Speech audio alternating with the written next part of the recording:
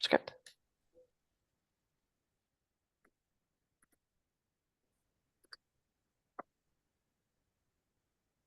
Good evening, everyone, and thank you all for joining us for a design subcommittee meeting of the Boston Civic Design Commission. Today's date is Tuesday, July 23rd, and this is session A of the BCDC Design Subcommittee. The Planning Department is continuing to host public meetings in a virtual setting for the health, safety, and accessibility of Boston residents.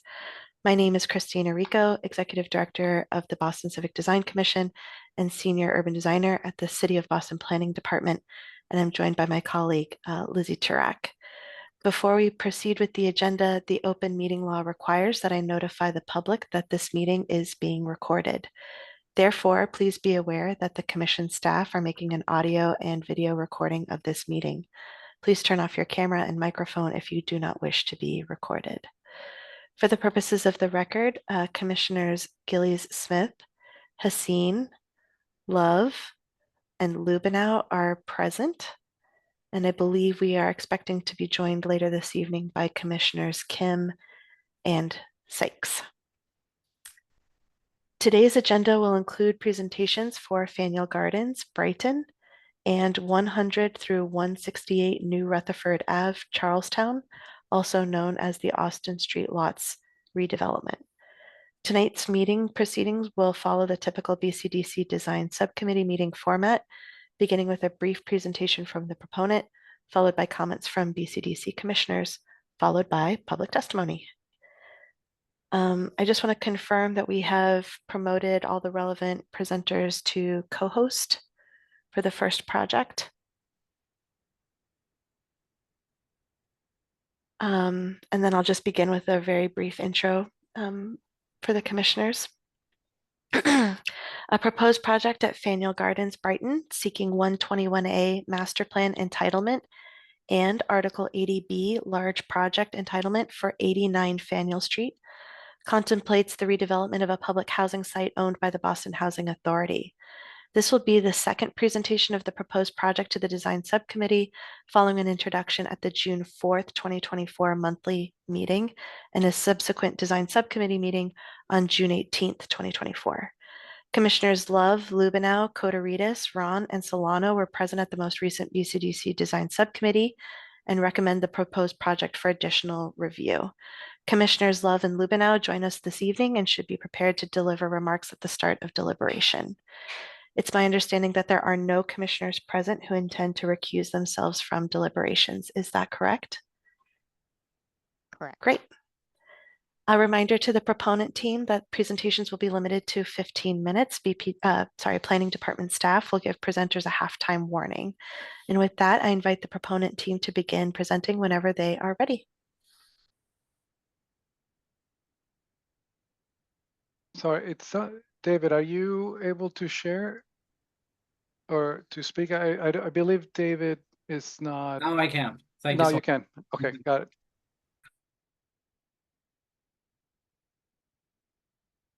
Is there anybody else that needs to be promoted? Are you guys all ready? I think so. Franz, you can take off. Yep, okay, then conscious of time, I will directly go into the project. Good evening, everybody, or good afternoon. Next slide, please. So, as you all know the existing situations, I think it's good to remind you there are 10 buildings with 258 units and 132 parking places that we all need to at least one-to-one replace. Next slide, please. This is what we heard the last time. You wanted us to look at the differentiation of the massing of the community center, use the massing to create diverse open spaces, improve the parking experience, and explain the height and the difference better and the grading. Next slide, please. So this was the layout as shared in June. 17 buildings divided in 5 buildings in such a way that they're economical, feasible, and also that we can have the amount of houses. Here we still had 154 parking places. Next slide, please. And this is the improvement for the parking. So what we do is instead of having smaller green pieces, we actually almost removed 20 additional parking spaces. So we now have the minimum of 132 parking spaces and created bigger green spaces in between the parking. So connecting to the connections in between the buildings, but also making connections in front of the entrance to the buildings. So that in front of the entrance, there is actually already more space, more when you get out of the building, and also that we can create bigger green patches. Next slide, please. And then we also looked at moving the volumes where possible. So on the northeast or north side or North Beacon, we were able to move the buildings 10 feet in, and on the Faneuil side garden, we actually moved the buildings almost 15 feet. Next slide, please. And then we also looked at the interior layout, how we could not only say on the boulevard, make the entrance to the boulevard from North Beacon a bit smaller so that it becomes a pedestrian area, but also shortening the length of the legs, you could say, from the buildings, so that the boulevard becomes bigger, gets more space, and becomes a more important space, but also that there is more interaction between the smaller courtyards. Next slide, please. And therefore also we're creating this bigger boulevard, that is now also connected in a better way to all the courtyards that are there. Next slide. And oh yeah, and we also moved, actually we moved the community center, and then in the next slide you see that we also transformed its shape. And it's of course not a design yet, but it's a clear indication that we want to do something special there with this building. It needs to be a building that functions for this whole neighborhood and also interacts with the boulevard. Next slide, please. So here you see the differences between the old and the new. Next slide. Now the impact. Next slide, please. So this is the design as of June. Then the next slide. Here you see the first thing, and it looks like a small shift, but you see the bigger green patches where we can have the bigger trees. Next slide. And here you see the bigger change. So this is on the east side of the parking, and where you see the 15 feet shift of the buildings, and that really creates an open space in front of the buildings that really can contribute to the housing. Next slide. And then this is on the other side, on the Beacon Street, where we shifted 10 feet. Next slide, please. There was already more space, and then you can see that on the next slide. There you see there was already more space in front of the buildings, and by adding 10 feet, actually we create here a nice and green buffer between the cars and the housing and other, and also of course then the crossings in between the parking. Next slide. And then we have the elevations, and this is the old elevation looking towards Boston Landing and the Brighton High Park, where you see, of course, the bigger buildings. Next slide, where you then have our buildings. And then I think this is a very important one, from Oak Square to Boston Landing. Next slide, where you see, on the Oak Square side, we have the smaller buildings, for example, the three-story building in blue. And on the Boston Landing, we have the higher buildings, connecting also to the higher buildings of Boston Landing. Next slide, please. And then I will give it to Jen. Martha. Thanks, Franz. For some reason, I can't share my video, so you can't see me, but I can see everything. So I'm going to just jump in and start talking about some of the landscape changes. So these are some of the things that we heard that we want to improve the pedestrian experience in the parking areas, introduce more hierarchy and differentiation into the landscape, and especially in the courtyards, and then also just better explain how the topography impacts the experience of the open space.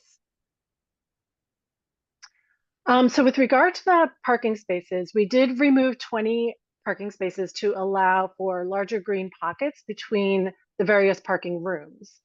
The green pockets align with the east-west connections so that those connections arrive at a landscape moment rather than at a parking moment. And then the addition of the building shift that Franz explained provides quite a bit of additional square footage of green space to help better buffer the parking areas from the building entrances. So these diagrams illustrate sort of the iterative thinking that led us to the layout that we're presenting today.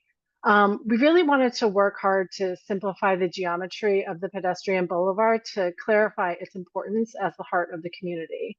So where we previously had a more free-form boulevard, we explored various configurations of straight pathways aligned with building geometry, and we eventually landed on the shifted angled pathways that align with the community center that you see on the right of this page. Next slide. The boulevard is really the heart of the community. The colorful pavement and furnishings create an attractive and vibrant linear park that's welcoming to the whole Brighton community. It's flanked on each end by plazas activated by the retail, live, work, and community center buildings around them. And then there's these activity nodes along the park that invite people to stop, play, rest, and create. The park's also flanked by an event lawn and a community art garden. And at the center of the park is a large flex plaza that's framed by some pergolas. And the pergolas we put in to really help anchor community activities and amenities that might happen in that flex space, and also provide shade and sort of a more human scale to that really large space. So this is the existing topography, and we'll relate this kind of back to that boulevard that you were just looking at in plan. But we just wanted to explain more about how we're using the existing topography to our advantage and how we're dealing with some of the grade changes. So you can see that this is existing grading, and you can see that the significant grade changes occur along the east and west edges of the site where we have our parking lot. So basically the parking lots are kind of helping to mitigate. Whereas in the center of the site between Faneuil Street and North Beacon Street, where the boulevard is, it's actually a pretty minimal grade change. So if you overlay on the next slide, the proposed plan, you can see that there's really only about a 5-foot grade change from Faneuil Street down to the center and back up to North Beacon Street. And that's about a 3% average slope. And this is that plan in section. So this is a section along the length of the boulevard. So you can see how there's, not a very dramatic slope, and the different, how we're kind of punctuating the experience along the boulevard with all of these different amenities and event spaces.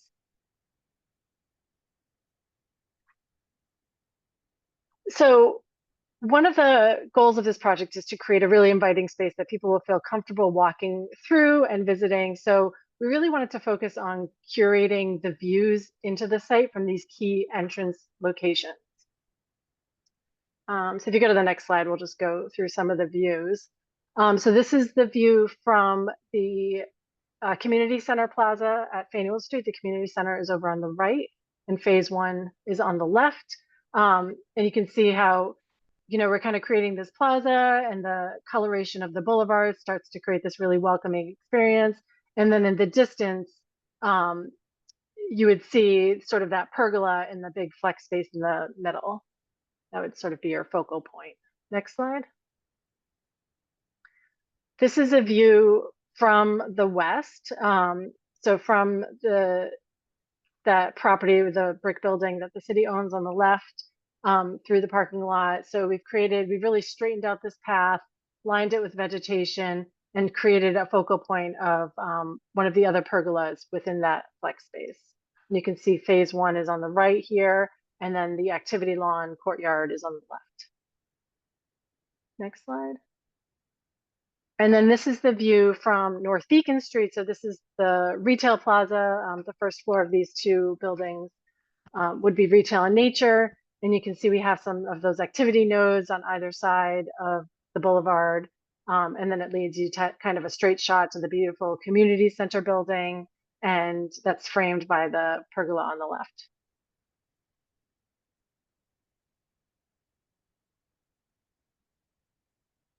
The courtyards, we wanted to really provide some differentiation, and so they've evolved to kind of develop a little bit more personality. I know the comment was that they all seemed like pretty similar. So if you're starting sort of at Phase 1 and then moving clockwise, This is our gathering courtyard with the event lawn, which is sloping, and now it's sort of on access and sort of a more formalized geometry with the community center, really those two programs really interacting with each other. And moving counterclockwise, we have the sort of more shady Hammock Grove courtyard associated with a play area connecting between buildings 2 and 3. In the upper right, that courtyard has really evolved to be more of a community art garden. That's something that a lot of the community members today, they've sort of taken ownership of some of the spaces and done some really creative gardening, and we'd really like to create a space for that to continue. And then the biggest and sunniest courtyard we're thinking is recreation. There's a large lawn area and also a walking loop around it. And then in each courtyard, we'd still like to incorporate these daily life amenities, outdoor lounge spaces, and grilling areas and dining areas. You have just about 3 minutes, Jennifer. Okay, great. Yeah, we're almost done. So this is just a reminder, the phasing plans, 5 phases, kind of going counterclockwise, and there's definitely some overlap between phases as we try to meet existing grades. Yeah, we just want to zoom in on phase 1 just for a second. So this is the phase 1 building, which I know we've all seen before, but with the updated landscape and parking areas. And you can see how we have this wellness porch kind of off of the wellness amenity space, and the grilling and dining lounge for residents. We have the sloping lawn with set up for public events, sort of more playful garden spaces. And you can see how phase 1 incorporates a portion of the boulevard. And this is a section through phase 1. You can kind of see how the parking lot sort of connects right into the courtyard through the double entry lobby. And also how the grading works, how phase 1 is a little bit elevated from the boulevard, creating that sloping lawn. And this is a visualization of that courtyard. And I think this is where we kind of want to leave it, just sort of comparing our before and after to kick off the discussion. Great. Thanks, Jennifer. And I just want to acknowledge to the commissioners that I believe Commissioner Kim has joined us. Sounds great. Anne Marie. Thank you. Thank you for your presentation. As was noted, I was part of the previous discussion, and I think the information you presented goes a long way in clarifying your thinking and the strategy as a whole. I think it is more coherent and compelling with the changes you've made, including, providing more green along the parking areas, enhancing the connections between parking areas and the interior, adjusting the quote legs of the building so that there's more of a sense of hierarchy between the smaller spaces in the center as well, and sort of clarifying the relationship to quote the boulevard that runs between. I think there's something that just seems much clearer to me and simpler to me. I do have, I guess, as we consider this moving forward, I'm still looking at the quote legs of the 3 buildings into the center, and I'm just wondering how they respond, how the architecture of those responds to the space, the center space as a whole, their respective relationships to the quote boulevard piece, and what happens there. Thank you. Thanks, Anne Marie. I think we were tasked to, since we were in the last subcommittee, to start, and I completely agree with your points. A lot of the moves that you described seem subtle, but they're really impactful, and I feel like you really listened to some of the comments, making sure that we're giving enough variation to widths in front of the buildings along the parking side, having those islands of green space at points of entry. All of those moves really make a lot of sense to me.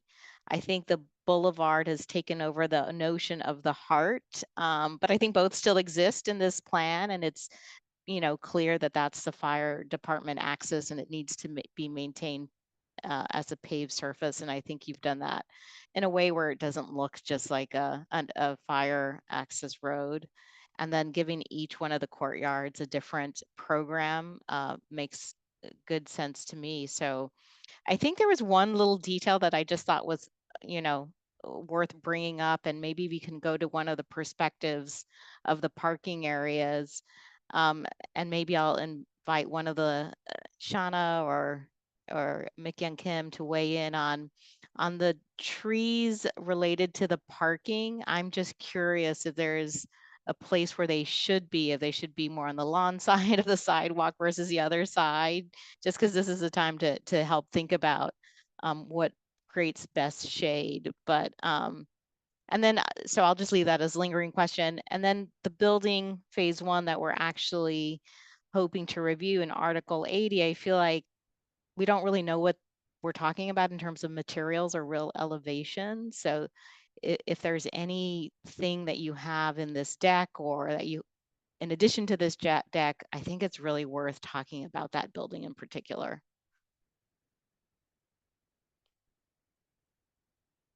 Andres, I was wondering if maybe you want to run through some of Sure. I think should we start with explaining the building 1? Yeah. I think so. Yeah. Okay. Yeah. So building 1 is a direct response to the design guidelines that were developed by the master plan. So we essentially have a building that is divided into 4 buildings. So we call it volume. Sorry, let me just go back. Okay. Yeah. No, that'll be. And then I promise I will come back. Okay. Right. Exactly. Yeah. Thanks. Yeah. I think that's very helpful. So we have four volumes. We call it A, B, C, and D. And part of what the guidelines were trying to illustrate is that each of these volumes should feel a little bit different. They should be very relatable. They should be part of the same building, but they should have a sort of a different expression. So along those lines, we essentially just took that and then developed the schemes based on that. So maybe we can go to the elevations now. So we looked at a couple of things. We looked at materials and we looked at fenestration as a way to sort of create that way of creating that sense of difference, but yet being sort of the same building. So what you see is each volume has a different sort of type of fenestration. Part of the guidelines were talking about how the windows shouldn't really be stacking, so they should be a much more playful type of elevation. So each volume has a different sort of set of windows, window patterning, if you will. What you're looking at here is sort of an elevation of the parking area. We have the volume, what we call volume B on the right and volume C on the left. And then we also changed the materials for each volume. In volume B on the right, we were looking at a base of brick with the top being a terracotta tile, a glazed terracotta tile.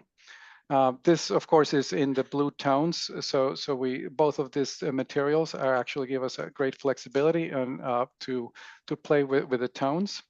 Then on the left, we are sort of going deeper into the side. So we thought this is a place where we can maybe do a sort of a simpler material, let's say. And then we were thinking about corrugated metal panel, 2 different tones. And then in the corrugations, we're also playing with the types of corrugations to create some added sort of layers of interest in the facades. Maybe we can go to the next one. This would be the elevation on Faneuil Street. So you have volume B on the left and volume A on the right. That's the 3-story one. Now for volume A, we're looking at essentially a pattern of brick on brick. And then again, we're playing with this glazed brick that allows us to select different blues. And also just working with a lot with the details, doing a lot of pushing and pulling of brick to create that articulation that we would want, and that sort of human scale detailing for the buildings. And then you can see a little bit obliquely on the right side of the elevation how that the facing, and I think Anne-Marie, this goes back a little bit to your initial comment too, of like what is the architecture doing as it faces the boulevard or the heart. So these two elevations, and they're particular, the 3-story, and then on volume D in the background, those two elevations are quote unquote the special elevation. So we sort of break the rules here just a little bit, but we add some texture. We start pushing and pulling the bricks to add texture to sort of signify that this is sort of the important face of the building. It's facing the boulevard, and it's sort of is trying to do something just different within the architecture of the whole building. Next slide. So actually, this is probably a better elevation for it. On the left is volume A. There's we're playing with sort of a gradation of the brick, sort of being pushed in and also being pushed out. And on the right, we changed a little bit the patterning of the windows, but then we introduce again some texture with the same color brick between the windows, again to add that sort of special aspect of it. And then at the base where we have the amenity space, we add some more intricate detailing as it touches the ground, and that is the sort of the more public face of that building. And then if we wrap around this, this would be sort of on the sort of north beacon side, if you will, looking towards the building. And I think for us, the big question here was to make sure that this didn't feel like the back of the building, that it felt like the building had all 4 elevations were important. So we continued the same patterning that we had for each volume, but then we focused on at the ground level and making sure that the amenity space, the bike room, and sort of some of the amenities that can be brought into the building were sort of celebrated. There was more glass introduced as a way to make sure that that first floor, in particular the areas looking at the boulevard, were activated. And then, well, to the right in volume C, we also have single entry units. So that's another way that we think would help us activate that ground level. And thank you, Andres. I think that was super, super helpful and really important, because the renderings that are just, lacking texture made me think that this was more of a, cement panel project, but you're actually using quite rich materials, which I think is a really, really nice strategy. I do think there's one volume that has the 2-tone metal panel corrugated. I just wonder, do you even really need that? Because you're so pure in each volume having a material strategy. I think it's a question that I'm just curious, like, does that 2-tone actually give you, a needed distinction? The elevations are very, I appreciate how simple the elevations. Usually we're getting something that's a lot more agitated, but that's just my personal comment. I do think for, whatever the next time we meet, either at a monthly or at a subcommittee to be determined, I do think little blow ups of each of these wall types, a rendered elevation of close up to see the texture would be really great. I'm excited about the idea of a glazed brick, but I just want to make sure it doesn't look too institutional and it looks, not like a housing project. So I think that would be helpful to see. But sure. I'm going to pass it on to David Haseen. Thanks, Mimi. Just piggybacking on what you're saying, it was super helpful to get more information about that, and I completely concur with what you said about bringing more detail to the next meeting. First of all, I think the site planning is a lot clearer, and I feel like the auxiliary spaces now, for me at least, have a more distinct identity as they're relating to something and to each other. I think at the last time we spoke, I was someone who, I know not everybody agrees, but someone who was enthusiastic about the sort of multi-tonal quality of the project. And I remain so. Although when I see the blue building, let's call it the blue building, it makes me wonder if, and this is really purely a reaction, an aesthetic reaction, but it makes me wonder if you really need to go through the full range of the rainbow here in order to make this project work, or whether you actually could develop a palette, not unlike the one that you've developed for the blue building, that was maybe still colorful, but a little bit more cohesive across the site, and that the buildings like the community center building were the buildings that popped, if you will, from a color point of view, and that you were using the brighter colors to signify whether it's the retail or the more public aspects of the project, because the sort of shades of blue to me looks very sophisticated, and I can imagine that happening with some of the the other cooler colors or warmer colors. But I'm wondering about the strategy of the red building, the yellow building, the blue building, the green building. It feels like maybe now that it's developing, it might actually feel a little bit more sophisticated if it was operating within a tighter range and color was less an identifier about, like, I live in the red building or the yellow building, and it was more about defining, color was used to define this new promenade, for example, through the space, and the perimeter of the project was actually a little less noisy visually as it relates to the community around it. Other people may feel completely differently about that, but I'm just offering you that thought just as something as you're developing the color strategy for future phases.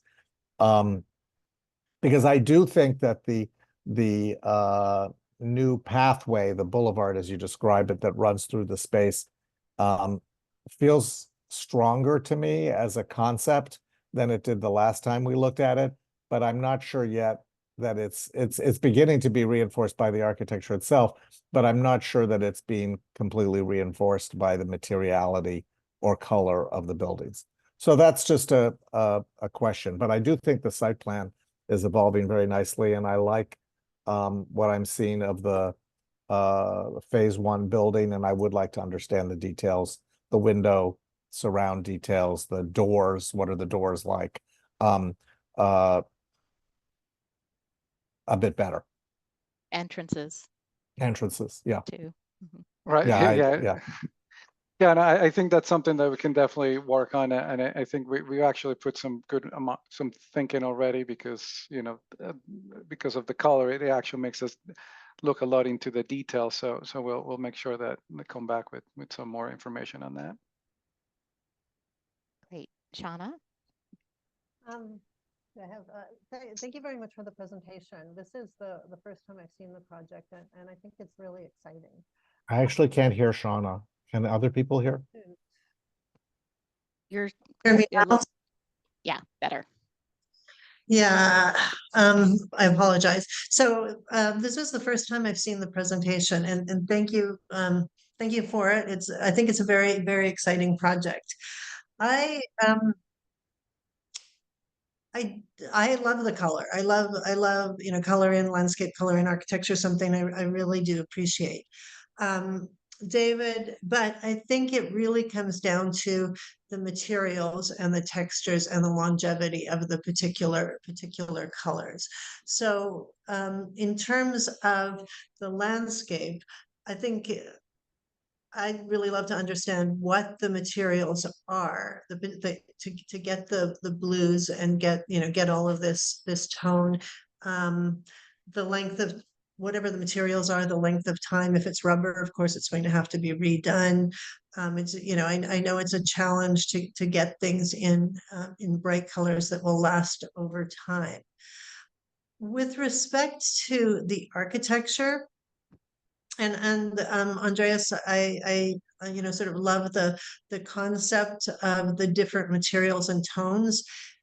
I think I would like to see samples of the particular colors and tones before we can know if it really, really works together or not. And I think it's a little bit hard to pick the palette completely on the first building if we're thinking that, or if you're thinking it will have all of these different colors over the whole project, because the materials aren't always available in every color. And so where David Hassine was proposing a strategy of kind of a blue tonal throughout the project. If it were, I could go that direction. I could go the more varied colors, but I'd like to understand how that could work across the color palette. Obviously we can't design everything and just looking at the one building, but I think it would be unfortunate to develop a material palette and strategy that only works with the blue and doesn't work with the red. And also the level of refinement and elegance of the different materials together could look incredibly beautiful and could look sort of an unfortunate collage depending on the particularity of the materials and the colors. So I think so for me, that's actually the most significant thing is the particularities and refinements of the materials and colors, not the exact color, but more the materials and textures in a tone, and then how that is deployed across the overall site. Because this is the first time that I've seen the project, I saw a note on the prior presentation that talked about keeping existing grade as much as possible. And I don't know if that is because of the intention of being able to keep a number of existing trees. I don't, this may have been covered at earlier or previous meetings, but I'd like to understand that. And then, and then I think I do very much like the differentiation of the different programs in the areas. I think the perspective of the event lawn was a little bit confusing to me. I don't know if the scale of the people is way off or if the lawn is really much smaller than I thought, but which just made me sort of want to understand the scale of things. I think it's actually the people might have been off in the perspective. So those are my main comments, primarily about color. In terms of what you were saying about where the trees are located, maybe closer to the trees or closer to the buildings or closer to the parking. I think depending on the area, the location of where you are, if they're further away from the building, it will allow them to get bigger and be able to cast shade on the buildings. There seems to be perspectives where the trees are directly in the pavement, in the asphalt. I think that's probably just a modeling issue because that wouldn't work very well. But in general, I'm very, very excited about this project. Thank you. Thanks, Shauna. Mik-Young Kim. Hi, Jen. How are you? Yeah, I agree. I think I'm not going to repeat everything, but I agree with my fellow commissioners that things have gotten strengthened and that I'd like to kind of follow up on Mimi's comment that I think I'd like to see a little bit more information in terms of drawings or physical models or whatever of phase one, just because I think that the landscape there's so much interesting things going on, and I find myself sort of leaning forward into the screen to try to understand better what these things are. The piece that I think still I'd like to see a little bit more consideration of is the heart. Well, I don't know if that's our word, if that's your word, but I think that the diagram of the boulevard with the kind of central plaza makes a lot of sense.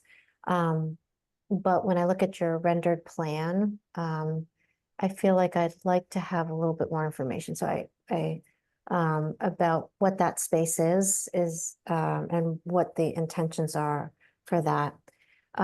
If you could go back to the plan that has like all four phases, or 5 phases. I also would encourage you, if the team decides to move forward with the kind of color palette that you have today, which I think would make this a very unique project in Boston. And so I applaud that because I think the more individualism there could be and character, the better. But I do feel like maybe some of that could be brought into the landscape. So there's a real kind of interesting layering of materials to capture, let's say, the blue building that would love to see more information about in that phase 1, that it'd be nice. So I do appreciate, because I was the one who asked for more unique character in each of the courtyards, and I see it now. I can see it in plan. But I think the next step would be to really understand, like, in each quadrant, you have these buildings that have very unique color character.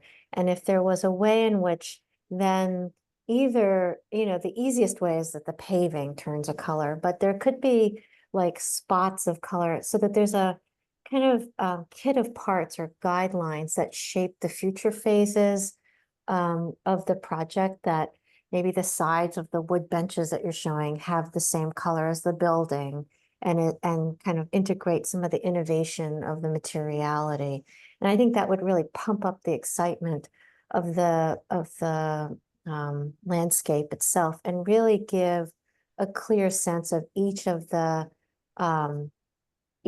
quadrants and the kind of colorful buildings that frame them. So orange building, blue building, green building. And so then my question is, what is the heart? Right now, your boulevard is a blue-green tone. But if there's a way in which you could start, not that I'm suggesting that you put a rainbow in the middle or something, but that you start to think about the heart as this moment where, like, I'm trying to figure out what's the message. So the heart in the body is the kind of the mechanism that circulates everything through the body, right? So is it everything that emanates out of the heart to all of these courtyards? Or is there a way in which the edges of the courtyard are defined by the color of 1, 2, 3, 4 or something, that there's a way in which you're weaving. So I'm not proposing to design this, but I think that there could be a way in which the heart could be a very exciting collage of things that kind of bring together all these different unique courtyards. But I would love to see in the next meeting more information about quadrant 1 and the way in which color could be brought into the landscape a little bit more to really further give character to each of these spaces.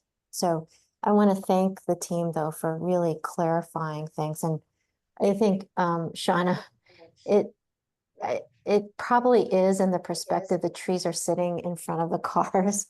And you probably just want to correct that in the drawings, because I'm sure that's not what you intended. So, and then the last thing I would just ask for is, it'd be great, since there's so much thought put into all of these things, that there is a kind of programming diagram of the whole vision plan of this project. That would be very helpful. So, looking forward to seeing the next iteration. Can I just jump in and clarify something I said? Because I just want to be super clear. I am not opposed to all of the buildings being different colors. But Mick Young, I think you said it best. I want to understand the rationale. Yeah. I want to understand the color strategy. Yeah, me too. Beyond, I live in the red building or the blue building. There's got to be something more to it. And that's why I was asking about, like, do colors signify public spaces, or which you're sort of getting at from a different, I was thinking about it from the architecture point of view. You're talking about it from the landscape point of view. But I think we may be saying the same thing, which is, I think we like, how does color tell a story here that is more than skin deep. Right, that's right. And I think that we tend in the landscape to say like, oh, the plan view. If you don't see the color in the plan view, but I think there are some very potent ways that you can create pops of color, and you know better than us how to do this, but that, you know, the metal flange on the sides of the benches and the signage and all this stuff, it could be just this like three-dimensionally, this kind of sense of, we do this in clinical institutions, particularly, I don't mean to say this is a place for children, but like a pediatric institution, you know exactly, like you park on a floor and then you know just from the color, like intuitively where you are. And I think that's the strength of this project. And I think you could kind of pull the strands of color from the building and bring them out into the landscape and really just like amp this up a little bit more. So I embrace the project, and I think I'm just asking for a little bit more.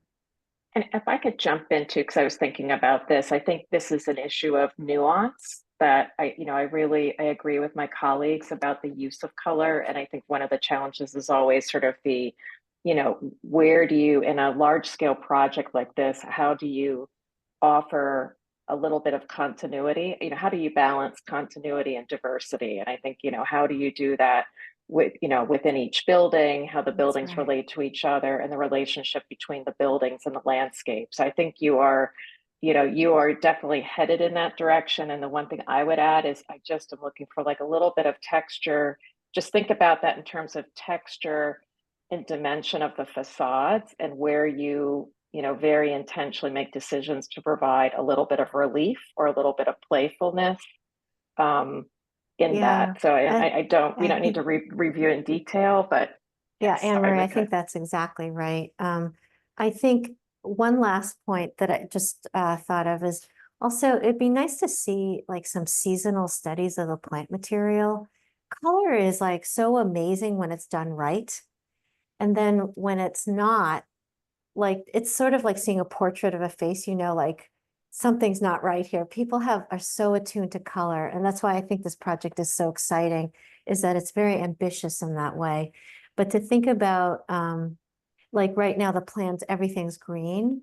But I've always just wondered, like, is there a way in the yellow building or the yellow precinct that there's like spring and fall color that like just like have bursts of yellow color, or that there's a way in which you're complementing the color of the plant material throughout the seasons with the colors of the building, which remain the same except for when light's hitting it in different ways. So, or you could come back to us and say, we want the landscape to be this kind of consistent element, and it kind of stays a very simple green and changes just like one tone across the board. But I think this is a project that really deserves a closer look at a seasonal strategy for color of plant material, like bursts of spring pink and then bursts of yellow, golden yellow in the fall. So yeah, have a little fun. Yeah, I think what you're hearing from the commission is a lot of excitement about the color strategy, but to pull it out of the conceptual level of blue, orange, red building, and actually, I know we're asking a lot of you to think about it throughout the whole site, but maybe one way to think about it is in terms of color, guidelines to building B. Like, how could you really focus on one quadrant and really extend that across the site? Obviously thinking about the entire site, but let's take it out of the concept color phase that is, help to set the strategy, and think about it a little bit more in detail throughout the year. I think it's exciting. And sorry, I just wanted to add one thing. I think with relating to the color, it's also the particular material and manifestation, so that it gets the right level of excitement and energy, but also isn't fighting the different elements of it, and as mentioned, can be carried from one project to another. So again, sort of the refinement that we were talking about, for example, this facade, it's really going to depend on the particular specific material, how elegantly and interestingly, and it doesn't have to be elegant, it can be something else, it can be bold and exciting, but just strategically, I think it's hard to look at it only by a representation only. And that's why I think having photographs of the particular materials, which again is pretty early at this stage, but I think that is the concept, that's a major concept of the project is the material and color. So how it manifests very specifically, I think is really important for this project. And I think you're right to emphasize the durability of the color too, right? I mean, I think one of the reasons we build so much red brick here is because red brick holds its color, right? As does a glazed brick, that, for example, that the proponents are suggesting. So that gives me confidence, right? That will hold up. But a lot of the panel stuff or even the metal can fade out pretty fast. And so that is a real, that's I think a real genuine concern, knowing that budgets are going to be at play here and that this is for a long time. All right. If we don't have any other comments or any response, you want to chime in from the proponent team? This is David with the Community Builders, and I'm happy to invite friends from MVRDV as well to chime in. But yeah, we all agree with you in terms of the durability of the material. I think we were intentional in terms of the budget to keep the shape of the building very consistent and simple, so that as we balance the budget, then we can then put the dollars onto the very durable materials. And then yeah, but Franz, in terms of colors and durability and materials, if you want to chime in terms of the concept of the landscape, I know that you were all a very big proponent of that, and yeah, we're very excited about it as well. No, especially the comment of having splashes of color and that you can actually recognize in which zone you are. I think that's something that we fully support, and that is something that we also really would like to see and would like to integrate on the use of color and the durability of the materials. In our design guidelines, and also actually in the presentation that we gave to you last time, we already included a lot of different samples and of materials that we were thinking about that can be used to show the quality that we are thinking about and what we want to see.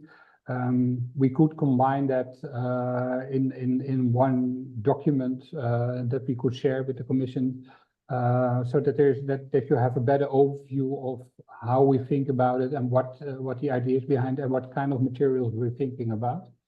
That would maybe help to secure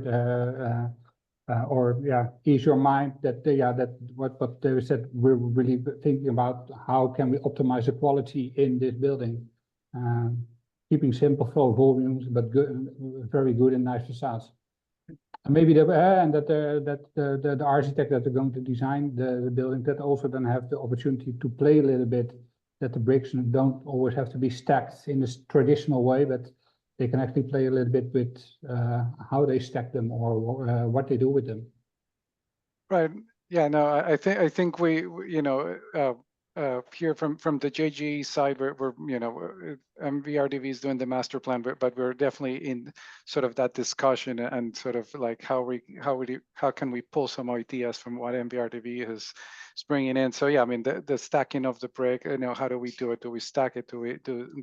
How do we do the details there? Even the actual glazed brick that we're looking at, Shana, we actually do have samples. We were just we kind of we weren't ready to have them here, but we'll definitely sort of put this palette together. I absolutely agree. I think that can make it or break it, and so we'll take it to the next level and have it for the panel here next time. And just to add on the rules of the change in materiality is based on function. So for example, if you have a community space that it's of course open to all the residents who live there, then that forces to change a color and material. The same if you have a live work unit or a ground floor entrance, then it changes the color. And so we have a few duplexes units on the top floor on this block, so that's why it's changing the color. So the materiality and color is changing based on the function and whether it's accessible to the public or not. So those we have thought about it very carefully. We just try to stay on time since we have broken the rules before where we were longer than before. So we were just trying to be nice. Well, we appreciate I it. would reinforce what David said, though. I think be careful. Like just make sure that all the different colors you're using within the hue of blue feel cohesive. You know, that's the challenge. That's why this is ambitious. And so I agree 100%. yeah, I know you do. So you And- know and- this. You wouldn't and then- propose this if you didn't know. But Of I do course. agree with David's comments that we just want to color is such an intuitive thing. You look at it and you say, that's right. And then sometimes it can be really off-putting. So we look forward to seeing the next steps. And I Yeah, think no, with that, I just want to be mindful of like, something that like we could share, it might change because of market conditions in the future that I'm Yeah. wondering if it's like a conversation that goes with the staff or later on as like, we might show a concept, like whenever we meet next time or something like that. But we know that like, it might change, but of course we have to pay very, very extra attention to it over time. But it's something that it will not be able, like we will not be able to marry something next month or whenever we meet again. So something to be mindful of, that we of course are super supportive of what you're saying in terms of the colors. Yeah, yeah. And I mean, that's why it's actually a shame that it's an online meeting. Yeah. I would actually love to be around the table with you Yeah. and have the Yeah. materials yeah, there. because and- even like the color on my screen is probably different than the color on your screen, right? 100%. Yeah, but You're, I you're would, singing my song, by the way. Yeah. And together I with would- Andres, actually, we really looked at the materials, and there is this palette, and it looks fantastic. Yeah, but Yeah. in Yeah, the I rendering, mean, it's there's a point where we're all professionals here at the table that Yeah. we believe in your abilities and trust what you are bringing to the table. But I would send a cautionary note that if you are making major changes to facade materials or to landscape reduction or anything, you probably need to talk to Mimi and Christina about that, because we are going through a very meticulous process. So in any case. well, actually, Yes. and also because these are guidelines, I actually have a Yeah. lot of confidence that this first Yeah. building is going to be gorgeous. Yeah. Right. It's about, someone following the guidelines and making selections that are off Right. for Right. whatever reasons. And that's where it gets, that's where it gets a little scary, but hey, that's Well, Yeah, we okay. understand that, and But Yeah. that's why we also here as a as a check. Oh, you are. Commissioners, can I sorry. ask, Yeah, we don't sorry, forget the table. Franz, Sorry.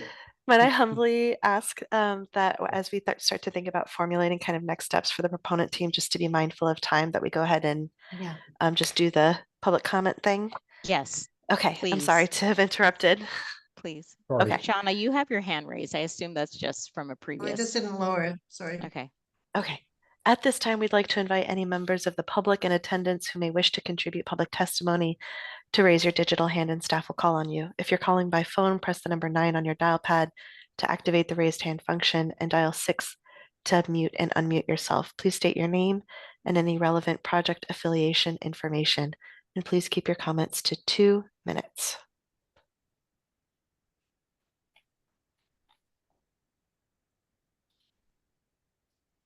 Okay, commissioners, at this time I see no hands raised, so we will consider the public testimony portion of this agenda session closed. So Mimi and Commissioners, others, we yeah. don't need an official vote, but just sort of some consensus on what the next Yeah. step might be. we need, input on what you think are we ready to send them to the monthly meeting? Do we need to see this group again? and see the details that we've asked for, or is there I enough think we confidence to have them come? I think we should have one more meeting subcommittee meeting to see the details before it goes back to full commission. I don't know think if I- focused around the new building. Yeah, I think Just that would be phase super one, helpful, right. just to dig in at a higher level of detail on the materiality, the window details, the entrance details, and so forth of And the landscape. and the landscape of that building, which I think will tell us probably what we need to know about the rest, and then and the Shauna's comments about the materiality, and that might be good. So maybe if it's just pretty focused on that, and then Although I actually would like to know that I think there needs to be some level of consistency throughout the project. It doesn't have to be color, it doesn't, but some sort of strategic consistency. And this may have been something that you have discussed at previous meetings. So if it's already at previous meetings, I can get the information from Christina. But I would like to know that whatever the strategy is for the blue can be carried over to another color. Because if it becomes in a completely different material palette, with a different building, I think then that they don't have to be identical, but I think there should be some sort of language consistency. So I'd like to I don't need to see it. I would just like to, I don't need to see how it would be on a building, but I would like to see, if we're coming with a material palette for the blue, I'd like to see a material palette for one other color. what could it be that what we do then is, because I know the team has put together guidelines that are quite, detailed and so forth. Yeah. Maybe it's about looking at the blue building and understanding how the blue building relates to those guidelines, very absolutely. specifically. Right. So that we basically trust the process. Yeah, I think looking at the strategy high level, looking at the boulevard and how color interacts with that, and then detail on the blue building will be enough to give you, hopefully, Shauna, the confidence that there is a strategy. I believe the buildings are big enough on the rest of the site that they're going to come back. That's a question more than anything, Christina. So we will have the opportunity to Yes. view the materials in detail. There will be an opportunity for each phase. We will come and you will have all the chance to see how it then relates to hopefully the one that was built, and so yes. Could we see a little bit more information about the heart as well the next time, since that's like the core of the project? Yeah, are we calling it the boulevard? Or are we calling it the heart? Well, or I'm talking about that is it the boulevard center, heart? I'm talking about that central plaza. The Flex Right. Plaza, the Mhm. heart Yeah. of the entire Yeah, 'cause I boulevard. think- Right now, it looks like it's really just got some paving in it, and maybe some canopy, but if you could zoom in and just give us a little more information about that really important piece that kind of holds the whole project together, I think we would appreciate it. Great. All right, Christina, does that give you enough guidance Yes, for next plenty. steps? Thank you Okay. so much. David and It's team, looking we will really be good. following up with you. Yes, I think this was a very productive conversation. So thanks all. Thank you. With that, I think we'll move on to the next agenda item. Great. And with a very, very brief introduction while Lizzie works frantically in the background to promote the proponent team, we're going to be talking about 100 through 168 New Rutherford Avenue in Charlestown, aka the Austin Street lots. A proposed project at this location seeking Article 80C PDA Master Plan entitlement and 4 separate Article 80B large project entitlements for 4 buildings. Contemplates approximately 800,000 square feet of mixed-use development, including approximately 700 residential units, cultural space, commercial space, daycare, indoor recreation, 188 off-street parking spaces in 4 buildings on approximately a 5.1 acre site. This will be the first presentation of the proposed project to the design subcommittee following an initial introduction at the July 9th monthly meeting. It is my understanding that there are no commissioners present who intend to recuse themselves from deliberations at this time. Is that correct? Great. Correct.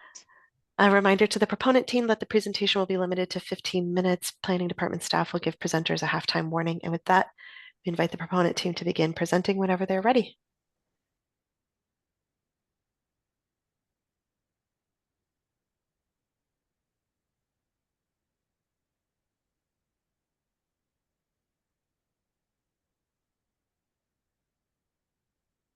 I'm going to jump right in. We're going to have 3 at least 3 subcommittee meetings. This first one is focused on the site, and we will come back to talk with you about the buildings, specifically the south site and then the north site. Next slide, Mark. So we're going to skip over the context images. We can come back to them if we need to. The site is near the community college station. It is in Plan Charlestown.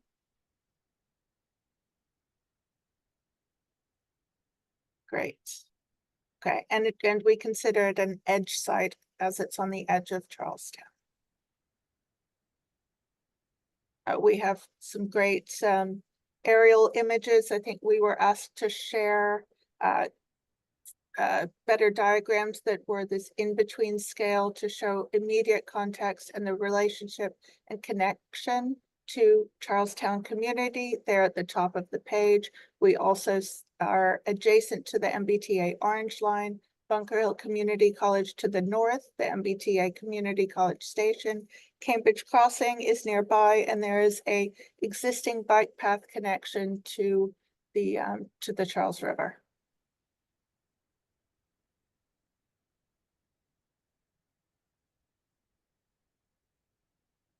Sorry, I'm giving the wheel of death. Mark, we can't hear you. Oh. Not sure why. We want to hear you. There we go. Actually, could we go I'm back? not hearing anyone. Anyone? Well, I hear you. Yes, Okay, Kendra, okay, I hear you. alright. But if Mark was speaking, I could not hear him, and Right. I don't. Mark, could you go back a couple of slides and maybe either figure out how to get your sound working, but I can fill the commissioners in on the progress we made since the introduction meeting. So we've heard a lot of comments, and we've been working to assimilate some of these into the buildings and into the site. Some of those include, I know there was some concern about the Woonerf, the one-way drive in. I think you know that we've been working with Boston Sand and Gravel in order to incorporate an additional drive in for them. And so these are some of the things that we'll show you here. Just a minute. Let's see, I could probably also pull this up. Mark, I kind of heard you, but really, really faintly. Right. Okay, how about now? Oh, perfect. Yes. But we can't see your We screen. lost visual now. Yeah. Yes. I don't know why this is happening. Of course, it would be BCDC that it happens on. Hold on a second. Yeah. I paused the timer if that's helpful. Yes. Oh, thank you. Thank you.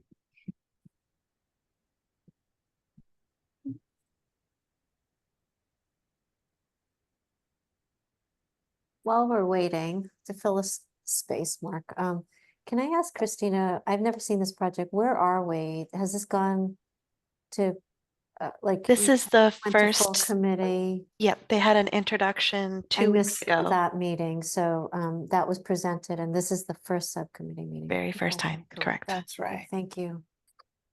And this is the first time I'll be seeing it as well. Right. And me too.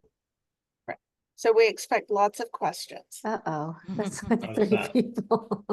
Yeah. All right. Can you guys hear me? Yes. Yes. Mhm. And you see the screen? Yes. Yes, we're in business. Okay. Thank you. Good. Sorry about that. That's all right. So as Kendra was saying, this is the site. It has 2 parcels, a north and a south parcel. It's along Interstate 83 and the MBTA Orange Line, right at the MBTA Community College Station. Bunker Hill Community College is to the north of the site. These are just some existing conditions photographs.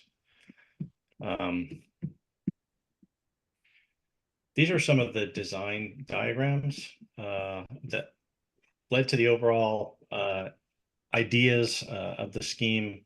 There was a requirement that there were 4 90 by 90 fields in the original BPDA RFP.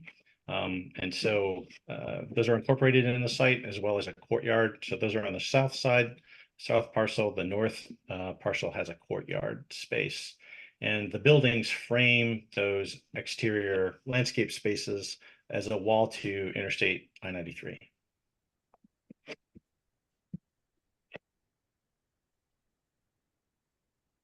So this was this is the site plan currently. Kendra, do you want to go through these comments? I will go through them very, very quickly, starting from right to left. We mentioned the Boston Standard gravel access road that is shown here as the new roadway there on the far right. We're incorporating that in order to provide a safe passage for trucks and to make the most of the open space and the buildings to provide safety for the residents and visitors. In doing so, we've also consolidated the open green fields. So there are 3 90 by 90 fields on the southern parcel, and we shifted 1 to the northern parcel. We've also reconfigured building 4, which is also here on the right-hand side, into a 5/3 cost competitive building. We've slightly adjusted the unit counts across the site. We're just under 700 units. I mentioned we removed the WUNRF as we had to shift building 4 north. That was one of the things that went to the wayside while we created a larger open space. We've increased the perimeter outside space around the fields as a response to comments. We've also been looking to improve entrances to the buildings, as those are shown in with the black arrows. And we've also modified the corner at the Austin Street and Gilmore Bridge intersection as a response to the request to provide some more breathing room there for signage and just to allow space in the public realm there. Mark, I'll hand it back to you. So in this slide, you see, oh, go ahead. Sorry. Can I just ask, I assume that was a ground floor plan, and can you just tell us what the color coding means just quickly? Sorry. Sure, yes, of course. The purple are the residential lobbies. You see those in each of the 4 buildings. The building on the far right includes, that's building 4. It includes ground floor recreation use. On the first 2 floors, that's youth recreation, including a swimming pool and a gym and other ground floor youth activity programming. The next building over that is a simple, relatively simple L shape, that light blue area is a early childhood education center that can also make use of this outdoor green space. On the next building up, that is programmed with community retail space, relatively small neighborhood retail, opening onto our southern common outdoor space. And then lastly, building 1 is shown there lining Gilmore Bridge. Those orange uses there that are small with lots of doors, we envision that as artist live work sell spaces that open out onto the common courtyard there. At the head of that building, the gallery space is on New Rutherford and Gilmore, so that'll be a welcoming neighborhood gallery space that'll hold the corner. Christina, I'm sorry I interrupted. Please give them 1 more minute. I'm sorry. I just realized that I messed their time. Thank you. We So just have a simple slide that shows the comparison of what we showed at the introduction to where we are now. We've made some pretty big site plan and building massing changes, all holding firm to what we put forth, where the open spaces along Rutherford, the buildings line the highway, and I'm going to pass it over to Mark now. So really the biggest change here from the PNF application is this WUNRF has been taken away and the fields have been combined.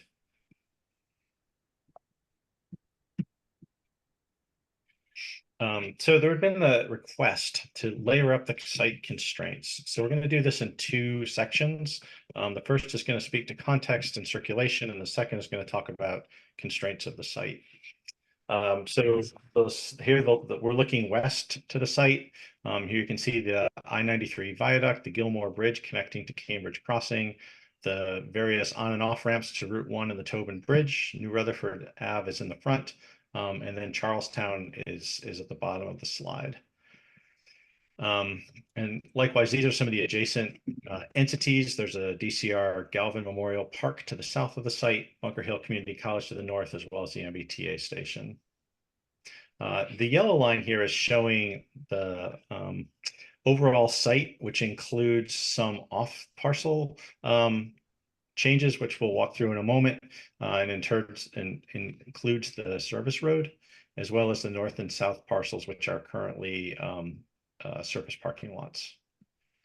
So these are the development sites per se, and the project area is the yellow area that encloses the polygon. So the existing vehicular circulation is like this. There's passage along New Rutherford Avenue, which is one way actually heading south. There's the middle road, and then the service road passes underneath the Gilmore Bridge in this location to make connection over to Bunker Hill Community College, and Gilmore is going up over this viaduct onto the bridge. Part of this site planning that we're going through now is working with Boston Sand and Gravel that's located to the west, and they use this site as one of their primary access roads. This shows the circulation that goes around their facilities, their batching facilities, and then goes under I-93 to cross right where the orange line is going into a tunnel box, and then uses the existing surface road, first surface drive on the western side of our site to have access to the street network of Boston. What our proposal is to put a roundabout at the end, terminating that service drive, and we're proposing to put a driveway across the southern end of the site that allows access directly for trucks to that. We should say that this is all still in negotiations with them. This is the current scheme as we have developed it as a team.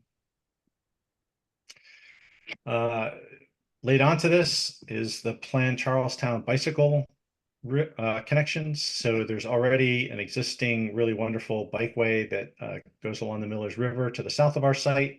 There's proposed cycle track that goes along the service drive, connections to Cambridge across the Gilmore Bridge, and of course a cycle track, which is a two-way cycle track on the north side of Rutherford Avenue that will, as planned, will connect to the middle road in the center of our site. Right now, it can't do that because of you're slipping down to go underneath the tunnel at Austin Street. So these are the bike connections that we're proposing on our site and the way that we're accommodating some of the things that you just saw. So the bikeway that was planned as part of Plan Charlestown goes around the turnaround at Service Drive, and also making a connection through a courtyard between buildings 1 and 2 to make a connection to Rutherford Avenue. Shauna had the question of where pedestrians were welcomed onto the site in the last meeting. These are the 4 locations that exist currently. There's the connection to the south, which is connected to the Millers River pedestrian and bike path. There's a signalized intersection at the Route 1 on and off ramps that allow people to get across North Rutherford there. There's another one to the north that allows people coming from Charlestown, as well as what most pedestrians would use, exiting the MBTA station at the upper level, traveling down the embankment for the Gilmore Bridge and crossing over to the site. Again, this is a signalized intersection at Austin Street, and it's also possible to go under that bridge as well. So those are the circulation constraints. These are some of the permitting constraints. So we're starting with Chapter 91. This is a 250-foot offset from Millers River that allows up to a 90-foot height limit. And you can see the way that that skirts the southern parcel. Part of the site is within the FEMA floodplain. It's shown here. Right now, it's really the area of the service drive. This is the sea level rise 2070, base flood elevation of 19.5. So the parking lots are high, and that flood zone actually goes between the 2 on the middle road, and I guess would be flooding the tunnel box underneath Austin Street at the Austin Street overpass currently. So one of our main strategies is to lift everything on the site to get it above that base flood elevation of 19.5. Many of our ground floor of the buildings are located actually at 24. So we're lifting a fair amount of the site here, including some of the roadways. Just a few minutes left, Mark. Okay, I'm gonna have to go through these much faster. We have a lot of constraints. This is a 60-inch Boston water and sewer connection that goes down Middle Road. There's another 36 inch that goes right along the edge of the parcels. We're keeping a 10-foot right away on either side of these. We also have an MWRA water line that crosses the site, and again, that also has a 10-foot easement on either side. We're keeping a 20-foot setback from the Gilmore Bridge in order to allow the possibility of a future sidewalk. And as mentioned before, we have the proposed driveway here that's going to connect Boston Sand and Gravel's batching plant out to the streets. So that gives us the building footprints, which you saw, buildings 1, 2, 3, and 4, and how they nestle in between all of these constraints. The volumes are added on top of that in this view. These are the bike lanes as was shown previously. So we're showing the one that goes between the courtyard of building 1 and 2 and the one that runs along the service drive. These are the 4 recreation fields. So 1, 2, and 3 are on the south parcel. 4 is on the north parcel. We know that field number 4 will definitely be a grass field, and it's meant to be just an open space that anyone can use, although it's also possible that there's soccer practice that happens on that field, which is something that Charlestown is interested in. We're still working through a process of determining whether fields 1, 2, and 3 will be turf or grass fields, and that's something that we'll be developing as the project goes further. Landscape space around them that are spilling out from the various buildings, making connections to Rutherford. Trees that are reinforcing that, so we have a streetscape along the service drive and Middle Road, and creating a buffer between the traffic and the noise of New Rutherford and the fields. The site plan again. We did a couple of scale comparisons that show 90 by 90 fields look like relative to outdoor spaces, landscape spaces in Charlestown. I have 2 major sections that show the spaces and start to speak about grade, which is another one of the questions that was asked in the last meeting. So here, this is a section through the northern courtyard, looking at building 2, 3, and 4, looking south. And here you can see the bike path that's through that courtyard, the grass common area, and the proposed pergola structure. This is on the south parcel looking north. These are the 3 fields that would have fields and have fences and screening so the balls aren't going out onto the roadways. And here you can also see the streetscape of service road that's pulled out as well.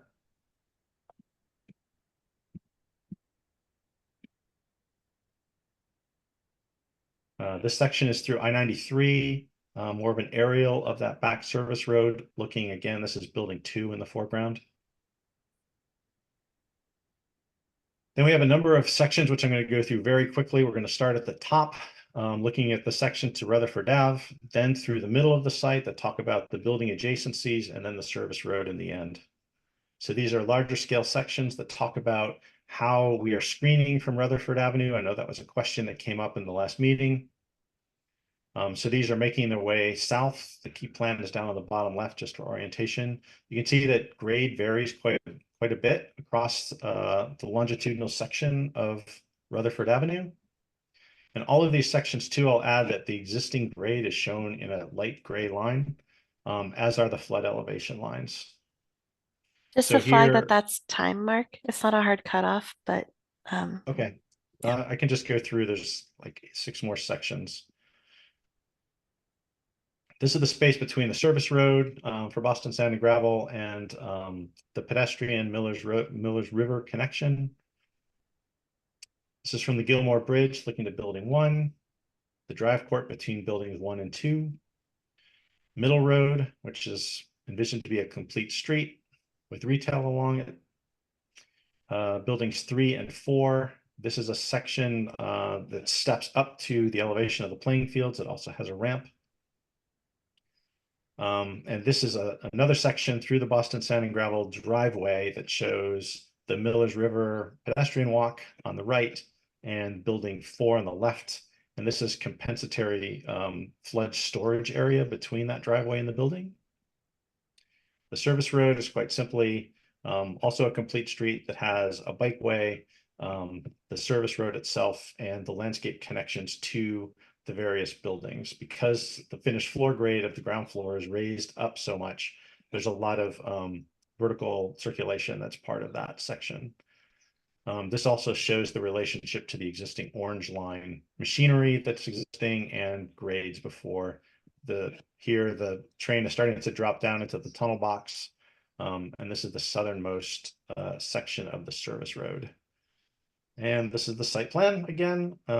We have it slightly zoomed out and another zoomed in version so that we can talk about these two plans further. And that's it for our presentation. Thanks. Mark, just one thing I wanted to raise before for those folks who weren't at the last meeting is this is a BPDA owned parcels. The roads surrounding it are owned by Mass DOT. So we are the project is planning on delivering over 60% or 60% of the units will be affordable housing, a mix of market rate and rental.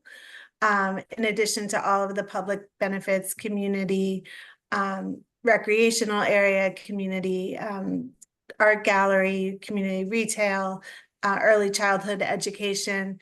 And then additionally, we still are in conversations with Boston Sand and Gravel because we are needing to make sure the solution for their access is still that they're on board with that. So conversations are still ongoing with them.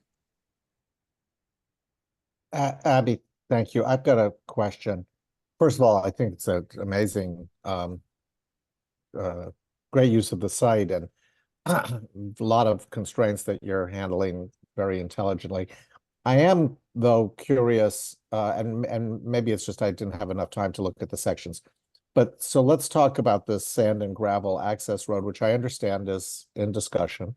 I presume that it chicanes the way it does in order to get away from the intersection of one, as far as, you know, to make it plausible for trucks and so forth to get in and out of there.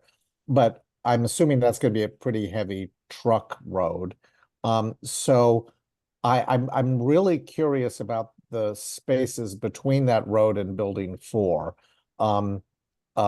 You know, ideally that would be a tunnel or something, which I know is probably not real. But like, how are you handling that? I mean, is there a land buffer, a sectional buffer, sound walls? Like, what's going on there exactly? I'm trying to understand that. Mark, you had a section. Do you want to pull that up again? Sure. You said it was a retention area between the building and the road, or? Yes, the site has a number of, because we're changing grade, we have to also have compensatory flood storage zones.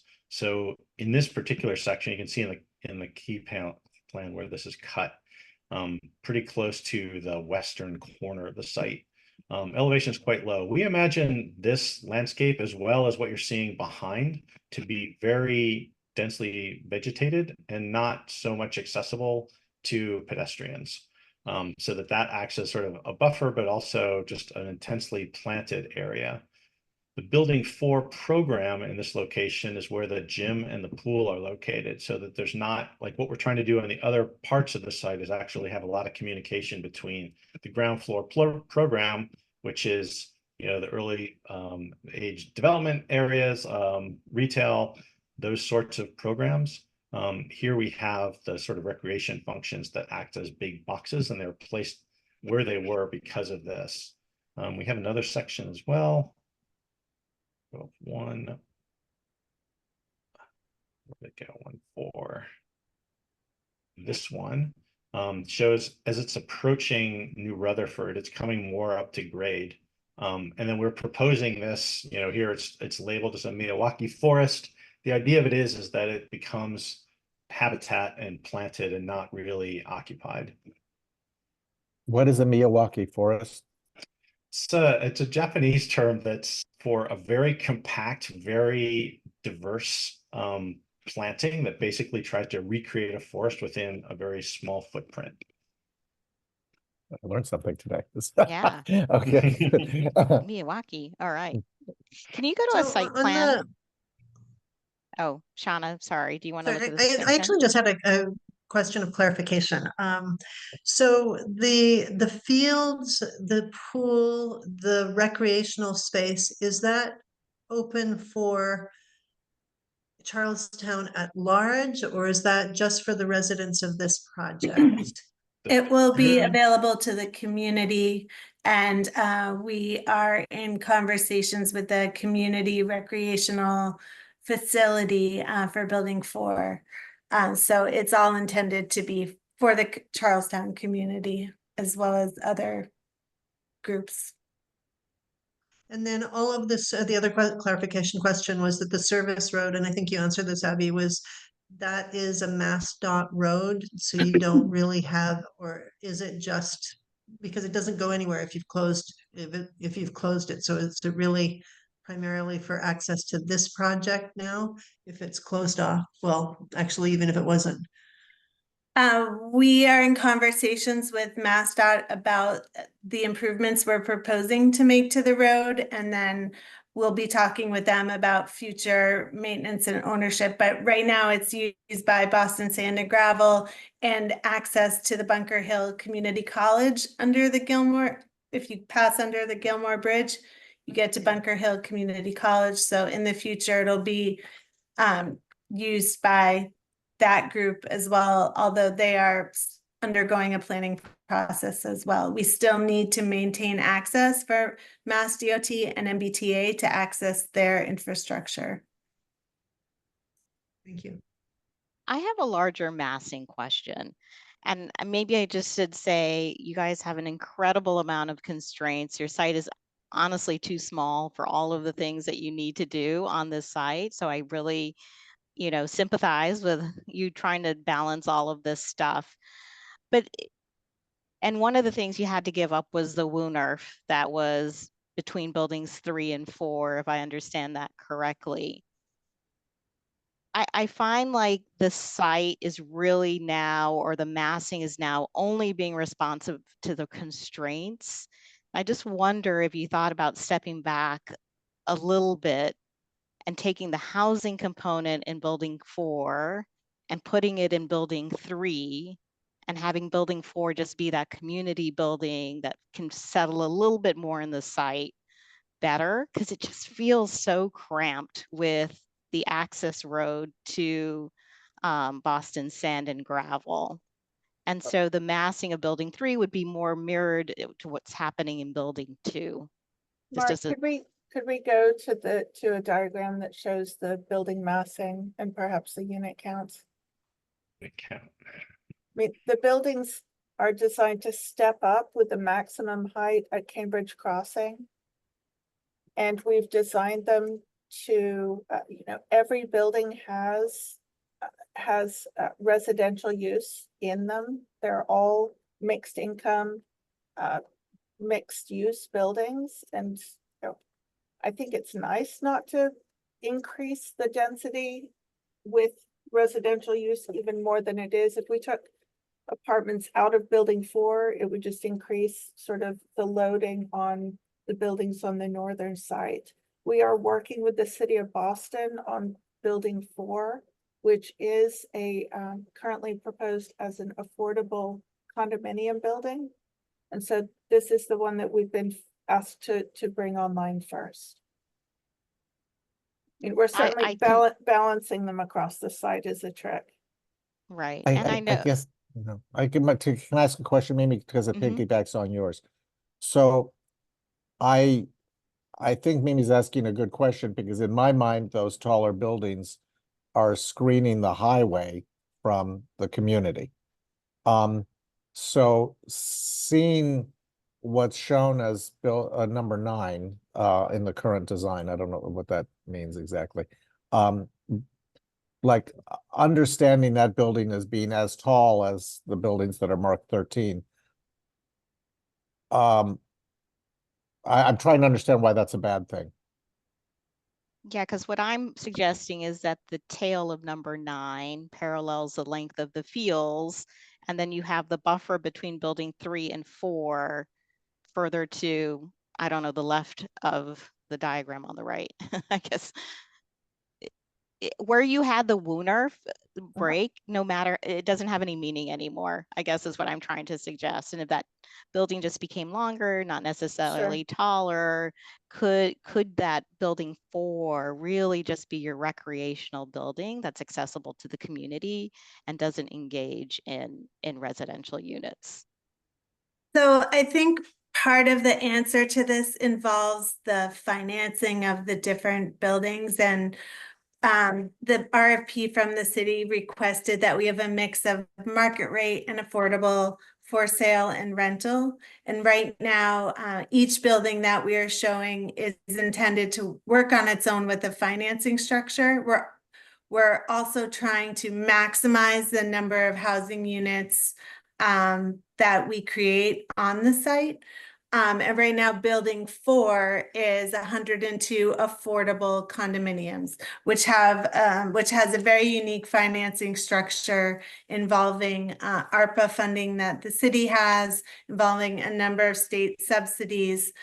So to marry that with building 3, which is more of a market rate primarily market rate condominium proposal, and there are affordable units in it, it would be very challenging at this point in time to meet the deadlines required by the ARPA funding, and also create a very challenging building to be financed at this point in time. Additionally, building 2 relies primarily on the use of affordable housing, low-income housing tax credits, which have a long lead time, which would put at risk to jeopardize the use of ARPA funding. And building 1 is primarily market rate rental with affordable component as well, which is extremely difficult to finance at this time. So in addition to kind of massing guidelines and site constraints, we are trying to make this project viable given the goals of the city, financially feasible. Sure. Given And I can completely understand that. I think the reason behind the question that I'm asking about massing is I can see a logic or a clarity to the buildings 1, 2, and 3 and how they're arranged. I can't see a logic that's making sense with building 4. So I think that's a great point, and we're proposing to come back to the next subcommittee meeting looking at buildings 3 and 4 in particular, because that southern portion of the site is also constrained by its need for a Chapter 91 license, which requires us to go through an extensive permitting process. But we can have the team kind of look at building 4 and kind of figure out if there's a more logical or kind of give more generous space to the site in the next, I think it's the August meeting. August 20th. We're happy to look at that, Mimi. And maybe we can pull up the site constraints with Chapter 91 overlaid over the building footprint that kind of shows that we have a ceiling that limits what we can do on the dotted line here. So if we are extending building 3, that doesn't really help. We can't really add height in that area, just length. I guess I would just add to Mimi's comment, and this diagram is a perfectly good one. And I understand that this Boston sand and gravel access issue is still under negotiation. And in a way, it's hard to give you feedback without knowing that this is for sure the solution. But here we are. I guess I'm just worried about any residential units that are in any way close to or abutting that road. And I think that the acoustic quality of that environment is going to be very, very difficult. And whether the condominiums are for sale or affordable, but maybe even especially if they're affordable, I just really worry about that end of the building. So whether it's a freestanding building like Mimi is suggesting, or the building gets remasked to make it not feel so crowded against that road. I think that's something that just pops off. I mean, everything looks very good to me, but that's something that like really pops off the screen as something that feels unresolved or uncomfortable. And when I look at that section, you know, with the 4-foot fence that's showing there, like that feels like completely inadequate to me. I feel like that has to be the kind of sound buffer wall or whatever that you see in other scenarios. And even though it might not be beautiful, it may need to be more robust in order to offer the protection from the fumes and the noise and the constant rumbling of what's going to happen there. David, I can speak to that. All 4 buildings are planned to be so-called passive houses. They are constructed in a way that's almost ideal for this scenario. We just completed a couple years ago one of the largest passive houses in North America in the Bronx, next to a major Deegan highway. This system is basically, it's a building with an airtight, you know, thermally well-performing envelope, and they have a mechanical air supply, fresh air supply, that's filtered with what they call MERV 13 filters, which is a very high filtration rate that basically provides constant filtered fresh air to all the units. You don't have to open the window, you can, but you don't have to. And the sound qualities of these buildings is really amazing. We do this type of construction. We have I-93, we have Boston Sand and Gravel, we have the planned Boston Sand and Gravel there too. New Rutherford is not a quiet street. Gilmore Bridge is also an urban, what's it called, an arterial roadway. So sound and air quality is at the very forefront of this whole development. That's partially also a reason why we're, you know, why we propose the massing that we're proposing. Well, that's totally a good reminder of the passive house and its advantages, and I thank you for that. I guess I still think it looks uncomfortable in a site planning perspective, but your comments are well taken. I just want to pick up on something. And first of all, I do appreciate the logic of of the buffer against I-93.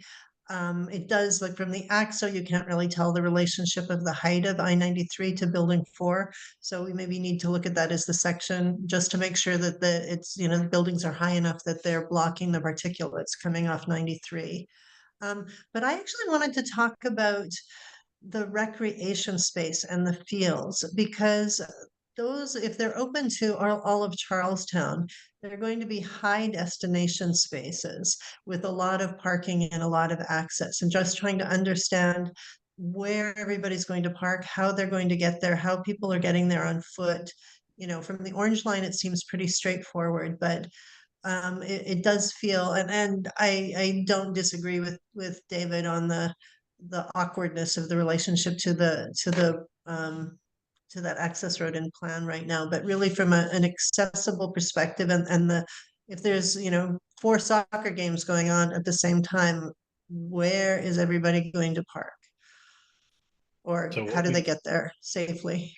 What we've tried to do is maximize the surface parking that's parallel parking along all of these roads. So currently none of that exists. And so to build all along Service Road is a single line of parking on the west side, and it periodically happens on the east side that is sometimes loading docks and lay-by spaces as well. And then we have parallel parking on both sides of the middle road. But primarily this is going to be accessed by pedestrians.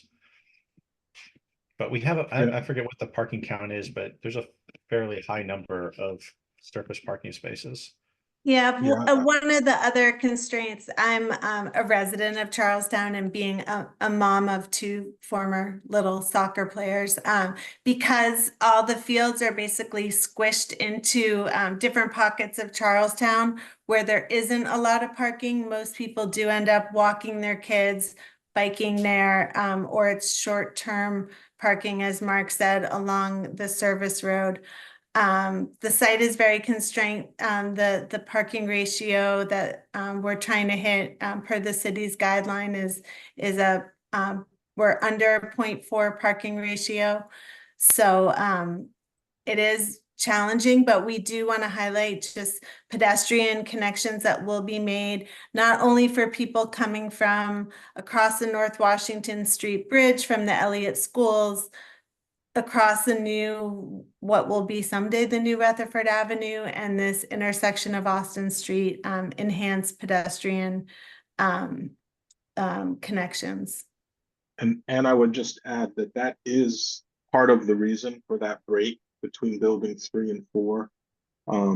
Clearly it's different than when the Wooners was attached to it, but that is still meant as an area that folks can drop off for the recreational facility, for the early child care education center, or for the fields.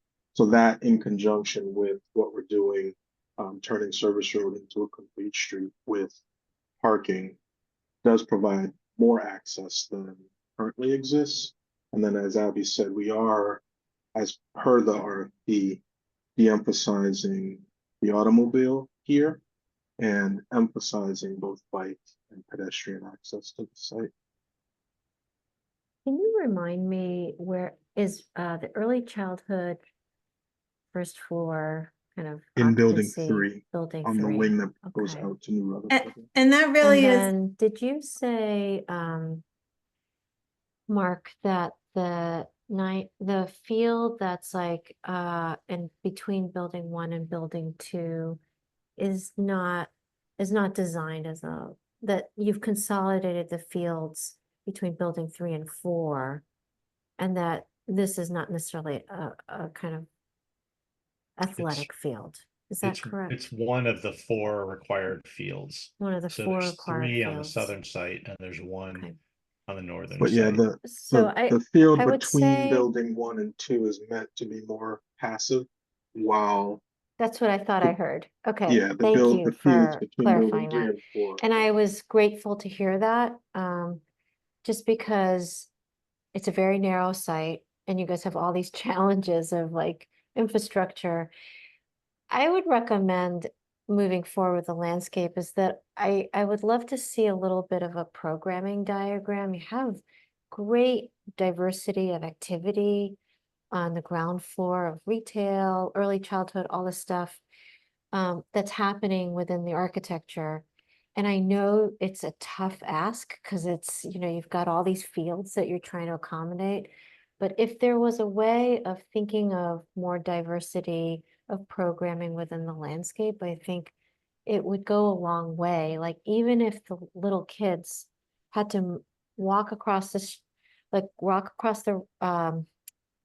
crosswalk at New Rutherford, with that rope, and then go over to that 90 by 90 field, is there a place for early childhood play or, and I know there are probably budget constraints as well, but it'd be great to like try to, even if there was this tiny like hot lot or something. So I bet you've started to think about that. And I just would love to see just a programming diagram to talk about like all the different folks and how how the landscape is servicing beyond these kind of athletic fields, which really service, honestly, like from kindergarten or preschool to like, I don't know, 30-year-olds, but you're going to have a much more diverse group of people coming here, Hey, how's it going? buying things. And then you had this plaza, and I was just wondering, is there a way in which the retail and the plaza could have an interface as well? So I think you've done a great job at managing kind of all the constraints and the requirements of the site. But now I'd love to see how the landscape services this population in small ways. I think it could be in really small ways beyond the kind of play fields. So that would be my only point, like tot lots, outdoors cafe seating that's covered, places for the community to gather, in places where they could have gatherings of like 15 people to celebrate a birthday or, things like that. So I know that's probably the next layer, but I'd love to see that in the landscape. Yeah, Yeah, I think those elements are there. Yeah, I bet they We are. just need to zoom in so you can see them. But yeah, that specifically between building 1 and 2, a lot of those features that you described are there. The retail opening up onto that plaza, seating areas. So right now they're not legible, and I think would love to see. I think those sections were fantastic. It really showed the complexity of grading of the site, and so would love to see some three-dimensional drawings. And I'd say, Christina, and this is going to be my latest mantra, is I'd love to see more three-dimensional drawings of landscape across the board. So you guys aren't the only ones, but this is all like squinting from far away, and just you've dedicated a lot of space for landscape. So would love to just get more information on the design work that you've actually done. Great. Anne Marie? So I just have some advice for moving ahead. So thank you. Again, this was the first time I saw this project. It is obviously, as we've all said, very complex. I appreciate the detail, your effort to walk us through the detail, particularly the constraints. I would encourage you, in collaboration with planning staff, to think about how you can distill all that detail and complexity into some simple diagrams so that each time we review this project, there's sort of an anchoring and an orientation for us of key considerations. I do share the concerns of my colleagues about kind of the scale, adjacencies, and actually I would add, and maybe this has been said before, kind of the proportion. When I look at particularly this plan, it's so dominated by the fields. I understand that they are a key part of the program, but I think this is where understanding how they serve, or the relationship between buildings and program to those fields, and where the connections are, would help me. And I think I am, just as I mentioned, struggling to kind of process and understand all of this project, and then concurrently look at Google Maps to put it in place. But again, I think it's worth thinking about how to kind of highlight and capture, key constraints and drivers of this project so that we frame future discussions effectively. Thanks. Thanks, Anne Marie. David, Hasim? Thank you. Just one more comment, which is that I know we're going to be talking about the architecture at a future meeting, and but nonetheless, I feel like the perspectives give us a little bit of a window into the conversation that we're going to be having. And I wonder, in the making of building 4 and potentially building 1, if those conditions are fundamentally different from the L-shaped buildings of 2 and 3. And if whether the architecture of building 1, but certainly the architecture of building 4, might take on a different character or a different vocabulary in order to better fit into the constraints that are associated with both of those. I mean, obviously building 1 is occupying a very important intersection, central corner. It has its own shape and characteristic. But, building 4, I can't help but wonder if it feels a lot like the access road came after the building. And I wonder if, knowing that that may in fact be the access road, if the form of building 4 might in fact be significantly different, more looser, more organic, diagonal, I don't know, just some other shape. And then when you look at if you could go to a view of the overall development in axonometric,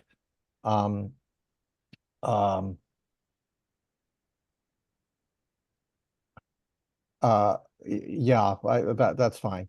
There was one where the architecture where you would the architecture was expressed a little bit with the brick. Yeah, we haven't gotten there yet, but it's feeling a little relentless to me, just in terms of the scope of the language that is going from one end of the site to the other. And maybe that is in development and will change. But that just reinforces my thoughts that maybe, building 4 and potentially building 1. I mean, building 2 and 3 feel very much like a set, that are pairing off of that central roadway and framing the 2 ends of the green spaces in a very specific and controlled way, and that makes sense to me. But buildings 1 and 4, it feels like you would have more freedom. So I guess I'm just putting that out there, because if you're going to be doing some more studies of building 4, maybe that could be factored into it, and maybe building 4 should be thought of as the other bookend to building 1. Thank you. Yeah, David, Appreciate that comment. We have been looking at buildings 3 and 4 as the set and 1 and 2 as the set, sort of within their own blocks. But your perspective change is helpful as a way to maybe reconsider that. So thank you for your comment. Yeah, I'll just chime in and say I really support that, and totally recognize the challenges you have, and I think this meeting was really helpful to understand your constraints. But I would hope that the next meeting is more about the character that you're trying to develop within the constraints. In the end, nobody's going to actually know on paper or when they're driving by what the constraint was, and it needs to just, stand together without knowing where the Chapter 91 setback is and all of that stuff. I remain really, really worried about the feels and understand your challenge. They're both the front yard, but they're also recreational. This fence that I'm seeing in this drawing, and I noticed it in the section, just really contributes to the character of the project. And I'm really worried about it. I'm worried about the edges of this feels coming too close to the buildings. So zooming in, perhaps in the programming diagrams that Mick Young Kim suggested, would be helpful in understanding how much space we have and what this quality of fence around the fields is going to feel like for the adjacent buildings. And I think, commissioners, we good to see if we have any public comments? Yeah. Okay, Christina. Excuse me. At this time, we'd like to invite any members of the public in attendance who may wish to contribute public testimony to raise your digital hand, and staff will call on you. If you're calling in by phone, press the number 9 on your dial pad to activate the raised hand function, and dial 6 to mute and unmute yourself. Please state your name and any relevant project affiliation information, and please keep your comments to 2 minutes. Dan Jaffe, you've been elevated to co-host. Are you able to unmute yourself? Yes, I'm already here. Great, thank you. So real quickly, the building heights are just fine as they are. We have other constraints within the community, which we have homes on the other side of Rutherford that will lose sunlight if they are made too tall. We're already on the edge already, so I'd like to keep them, especially 3 and 4, at their relative heights. I think there is some other technologies that are available. There's dampening resonator bricks that could be used to help along the building 4 foundation area, as well as a double wall scenario. But I don't want to go down that path right now. There is also, the biggest concern is the isolation of this area from the rest of the community. Now, while we do have pedestrian and cycle pathways, in itself, that's not enough. We need some other types of transit, specifically a inter-community transit system, which we've already have in Plan Charlestown. It's called C-Link. Now, the current draft in the plan is not very, very good.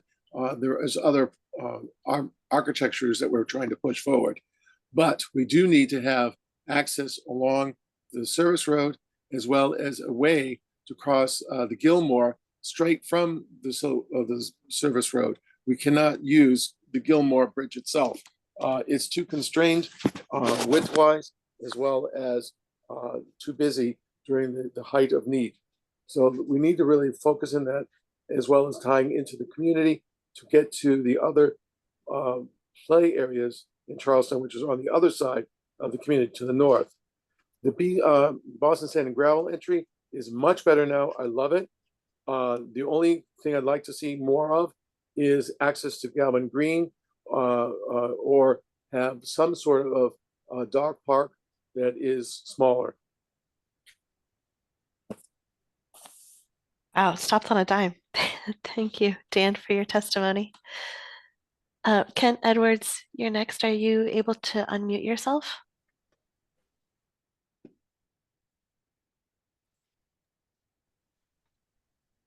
Kent, are you speaking at the moment? We're not able to hear you. Yes, I unmuted. Oh, excellent. Yes. Thank you. Go ahead. So I'm glad you can hear me. So I want to say that the goals of the city are very important, and the viability of this effort is also very important. I think Trinity Financial has done a fabulous job. I wish they had more freedom in raising the height of the buildings. This is very close to North Point, where the buildings are much higher. We need more affordable housing. I would also encourage the BCDC subcommittee not to drive by, but actually to go to the site and understand it, and to understand what is important to people who live in Charlestown. I am a member of Charlestown. Others are also. Now, I want to make a few comments quickly because I don't have much time. I think the access road for Boston Sand and Gravel makes a lot of sense. They're trying to obviously move it away from the middle road where there's a flood hazard. The land where they're moving the access road is at a higher elevation. That makes it easier to fill in the middle road. That wasn't brought up by the BCDC, but it should have been. Also, the Miller's lateral way is not a bikeway. Anyone who walks down, I encourage the BCDC to walk down that walkway. It's not a bikeway. It's not wide enough to be even for pedestrians to walk. Also, I think it's very important to not concentrate on lone earths and Japanese gardens. What matters is how people are going to live there. The names, the semantics are not important.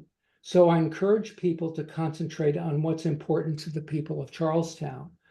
I also want to say quickly that Building 4 affords a fabulous opportunity to have views for market rate residents at high elevation overseeing the city. And I think this hasn't been brought up at all. Passive housing is easy to accomplish. Go to Boston Logan Airport, to the hotels, and see how quiet things can be if you stay there. And parking, to be talking about parking in a site that's intended to not encourage the use of automobiles is astounding to me. So I encourage the BCDC to embrace what's happening, and I absolutely commend the city and Trinity Financial for trying to move ahead with something that's useful for creating affordable housing. Thank you. Thank you, Mr. Edwards. Commissioners, at this time, I see no additional hands raised. Should we talk about next steps for the proponent team? I'd like to just build upon one of the comments about visiting the site. It was as I was watching the presentation and concurrently looking at Google Maps.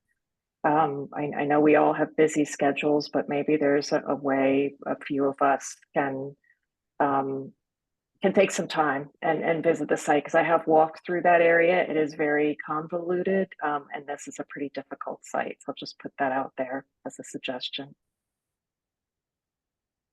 Yeah, Anne Marie, I completely agree. I think with all the projects we review, there's sites that we just have to go and see and to understand the condition. And this might definitely fall into that category. But I don't know if it's appropriate to offer, but the development team would be happy to walk you guys around the site. So just let us know. We make ourselves available. Thank you, Kenan. So commissioners, I think, we know, and the team knows that we want to see them again. I think Kendra proposed that the next time we would zoom in on one half of the site. I still feel like there's questions about the overall site that we'll still need to address in the next meeting, but any thoughts in particular that you'd like to see the next time we meet I with guess them? maybe I misheard it. I was thinking we were looking more specifically at the architecture of the whole site. Is that correct? Because I think I sort of held back from that, thinking, okay, this is pretty complex in terms of just the site issues.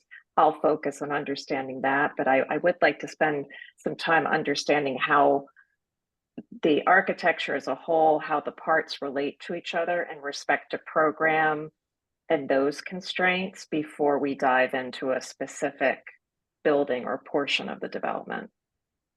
I agree with that. And I think that, so I mean, I think it would be great if they came back to share some, feedback on how their negotiations are going and so forth on the site development. But it sounded a little bit like the implication of looking back at half the site suggests that, maybe there's, buildings 3 and 4 and buildings 1 and 2. But I think that, like, as I think you heard me say, I'd like to have a better understanding of buildings 1, 2, and 3, and 4, as they relate to each other, because it could be that may not be the best way to look at the site after you rethink 4. I don't know. So I would leave it up to the proponent team to figure out how best to re-engage with us. But I'd love to talk about the architecture. Sure. I think we're trying to balance the need to, again, the city's deadline on ARPA funding. We had hoped you'd want to look at the site as a whole. We think that makes sense. And we're happy to kind of come back, show you any updates on building 4 in the site plan and the entirety of the site architecture. And then from there, kind of talk about the most efficient way to move forward. I think that makes sense. Fine with me. So Abby, does that mean that the landscape is going to be landscape associated with building 4 will be also part of that meeting, or concerned that we won't be able to cover enough things to get the overall site? Because you're saying building 4 is the one with the funding pressure. Is that correct? So well, I think there's a little, sorry, Abby, I think there's a little bit of an overlap. We clearly heard that you guys want some more detail on how the landscape and the surroundings interact with the ground floor programs. So we can certainly do that. I think in doing that, there was a clear focus on, or more questions about, the fields and what's happening with building 4. So as we expand on sort of that feel and interaction site-wide, we can also zoom in on and try to address some of the things we heard about building 4. And maybe that's a way to segue from site and landscaping and the interactions of the different program elements into talking a little bit more specifically about building 4, how it works, what's happening there, and then maybe getting into the architecture if there's enough time. Yeah, I think that's a reasonable strategy. I think the thing that I'm worried for you all is that, you're negotiating the access point while it being next to the building that you need to accelerate the quickest or the soonest. And so we're here to you know, respond to that and help you get through these deadlines. But that's the worry is, you know, you're navigating negotiations that may not come in time, and but we'll be as responsive as we can to that. We appreciate that. And we are working real time on nailing down what exactly that looks like. We're pretty confident that sort of that edge is the right edge. It's sort of geometries of the road. But we're feeling confident that we'll be able to solve that in a way that allows us to keep having this conversation with you all. Terrific. Christina, are we good? I think we are. I was taking notes, and we will huddle with the team, the proponent team, after this to put together an agenda for the next subcommittee meeting. All right, we did the public comment, we did the next steps. I would call this one done, and we are only 15 minutes over time. So nice. Call it so much. a new land speed record. Thank you, everyone. Good night, everyone. Thank you for your Thank time, you. evening. Good Thank you. night. Bye. Night.